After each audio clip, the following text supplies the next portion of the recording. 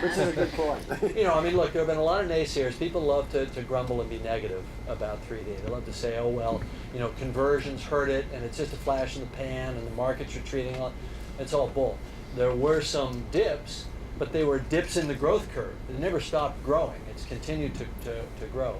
And I'm excited about the possibilities of new technology, higher frame rates in the theaters, better camera systems, higher resolution cameras, but I'm also very concerned about the possibilities of bad 3D being done because, people get into it, they don't know what they're doing, they're under the gun financially, maybe they go with the wrong camera gear, maybe they listen to the wrong advice, or they figure we won't pay those high-priced experts, we'll just figure out how to do it ourselves. And then, there's a possibility of seeing some bad movies come to market. And I think that these fast conversions that are done during post-production are still a problem.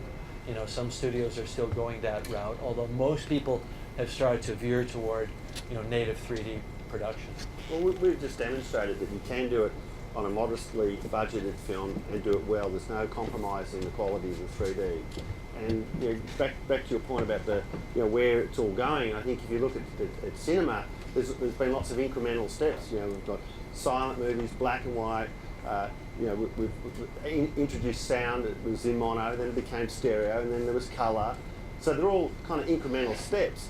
And then we've got 3D. But if you start peeling all those steps back, you start to understand how 3D is really going to make a difference, because I think when you start to see things which are well executed side by side, as we've done when we made the movie, you'll sort of watch a lot of stuff in 3D and you'll watch the same scene again in 2D and go, oh my God, it's like you turned the colour off or you turned the sound off. And so once you get used to it, I think audiences and the public will want more of it. And we're in that kind of, as Jim said, this transition phase of people learning how to do it, people producing the equipment so we can execute it, and then delivering the sort of stuff that entertains people. And when we went from black and white TV to colour, it wasn't a huge, not everyone had colour TV overnight. And people had to learn how to produce stuff for this, emerging media. So, and the change from standard def to HD took time. So all of these transitions take time. I think we'll be slower in the transition than it was from silent to sound, because that happened over a couple of years. It was relatively cheap, no high barrier to entry, and other than the fact that you had to find all new stars. Yeah. That didn't stop Hollywood. But the audience said, I want that. They were, color, people wanted it, but the transition actually took 25 years or longer.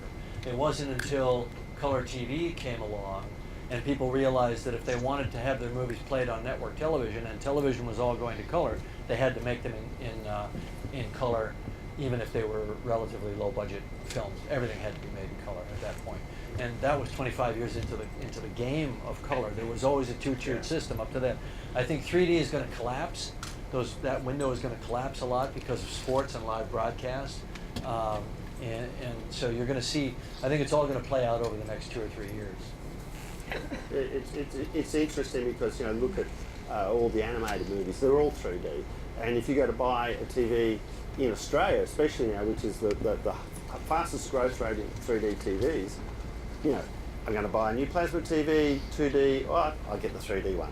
Can't play anything on it yet, but just wait. The people who have made 3D movies, their Blu-ray DVDs are at the front of the store, very small box of them, but they're the ones that you're going to buy for your kids, for Christmas and for presents, because people are getting that technology.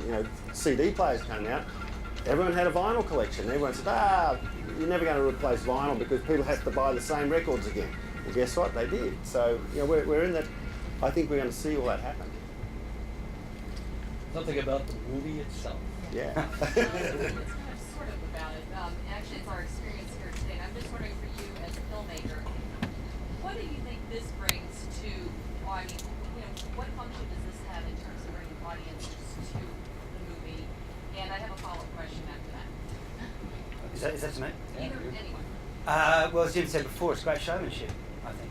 It's a great way to get the idea of the film out there. We've got a living billboard that's going to travel the country and get the kind of the brand out there, if you like, and enrich its face and the side, and the poster and all those kinds of things. I think people get in and get a sense of the film, and it's just a brief sense. It might be enough to talk about it with with their friends. I think it's great. I think it's really exciting.